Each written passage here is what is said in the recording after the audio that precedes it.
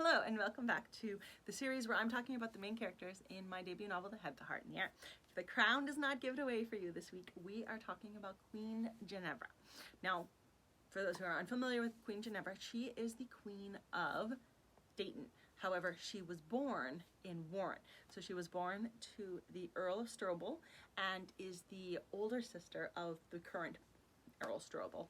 And his name is Bernhard, and so what's very important there is that Emmerich married a noble woman from Warren. That's one of the reasons that Guinevere is more opinionated on average than the average noble woman would be in Dayton, because in Warren, women are encouraged to have beliefs and opinions, whereas in Dayton, not as much.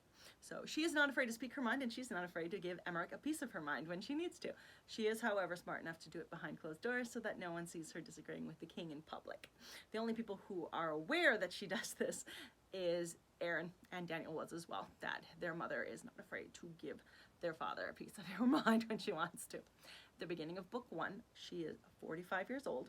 Oh, and something very important to remember is that because Guinevere is the older sister to Bernhard Strobel, who is an earl in Warren, it means she is noble born, but not royal born.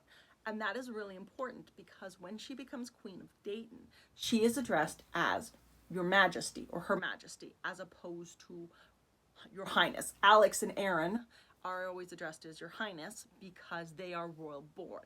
They are prince and princess, and they will become king and queen future in their lives.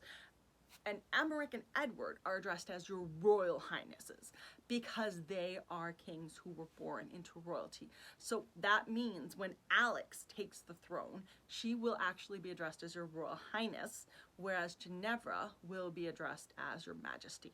Whether or not Alex's husband would be addressed as something else will come down to who she marries, because Dayton and Warren from the curse have only had sons for the last 1500 years, so there has never been a male married into the royal line who takes the throne. All the males have been born into the thrones. They've only ever been Your Royal Highness, and then most of their wives have been Your Majesties. So Alex is the anomaly as being a Royal Highness as a woman, but if she chose to marry a non-royal, I don't know what they would call that person because that's never happened yet. They might have to come up with a new term for it. But so one of the wonderful things about Guinevere is because she is a Warren lady, she is very opinionated. It's actually one of the reasons that Emmerich fell in love with her. They attended a ball together, he took one look at her, and it was love at first sight. And so they married very young. She was 16, he was 17 when they got married. Daniel came along less than a year later, so she was 17 when Daniel was born. She's very kind, she's very smart. Because she was raised as a noble in Warren, she does understand the politics and the games that the nobility will play and how they try to manipulate things to get what they want. As a what we get to see in book 1 is she is a phenomenal mother. So many of the mothers in my book are dead that I had to make sure that Guinevere was amazing, and she is. She's absolutely fabulous. So she adores Aaron, and as we spoke before about how when Daniel died, Emmerich threw himself into alcohol in order to cope. Guinevere threw herself into raising Aaron, and also Jessica, because Jerome's whole family had passed away and he had to go help Emmerich.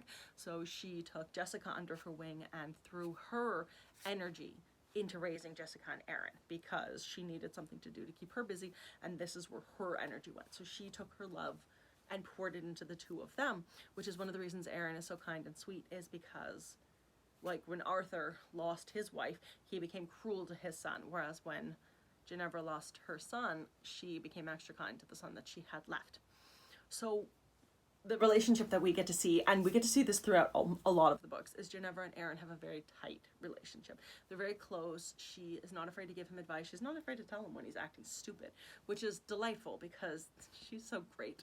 And she always gives a lot of really good motherly advice. I try almost in every book to have an Aaron-Guinevere conversation where she imparts some kind of wisdom onto her son, whether it's about himself or about Alex or about the way things work and that. But she is just full of all this wisdom, and she keeps it until it's necessary, and then she gives it to her son. And it makes me happy because they have the most delightful conversations. And so what makes her the way that she is? Her father was very kind. He helped everybody that he could. It's also the reason that her brother is as kind as he is too. For those who've read the book, you'll know. For those who haven't, plug your ears for a second, because she's Cameron's aunt, and that's the reason that Cameron is so kind that he is because her and Bernhard's father was incredibly kind and tried to help everybody that he could. And it's one of the things that made her the way that she is always helpful. She has Emmerich's ear, but she does not abuse that power. Aaron was her favorite between the boys. Daniel was Emmerich's favorite. Aaron was her favorite.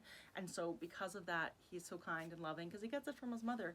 But she also is working hard to support him and give him the confidence that he needs because he has such a hard go with his father that it can make things really difficult for him sometimes. So despite her, one of the secret special skills or facts about her is, despite the fact that she is very ladylike and proper, she actually does know how to wield a sword correctly. And so when Aaron was a little boy, she was the one who would subtly correct him when nobody was looking because he didn't listen very well to anybody else, but he listened to his mommy.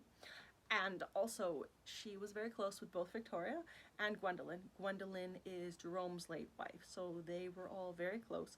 She was also close with Cameron's mom and Catherine Veramont, who is the wife of Edward's cousin Matthias, who is also very important. So yeah, they were all very close and they spent a lot of time together, and it was really sad when so many of her friends died suddenly and left her on her own for the most part. There are lots of other noble women in Warren and Dayton, but the ones she liked in Dayton all pretty much passed away, and now she's stuck with the annoying Rascats and other ones like that. So that probably is one of the reasons she took Jessica in as well. So she had Jessica, at least, who was always kind and sweet and delightful, and she didn't have to deal with these other annoying noble women. But I adore Guinevere. She is so much fun to write. She is just a wonderful and sage woman, and I love that she gets to give all this fantastic advice to people. And because she's queen, you have to listen to her. So yay for Guinevere. But yeah, if you've got any questions about Queen Guinevere, please drop them in the comments. I will be happy to answer them. Otherwise, you guys have a great day, and thanks for stopping by. Happy reading.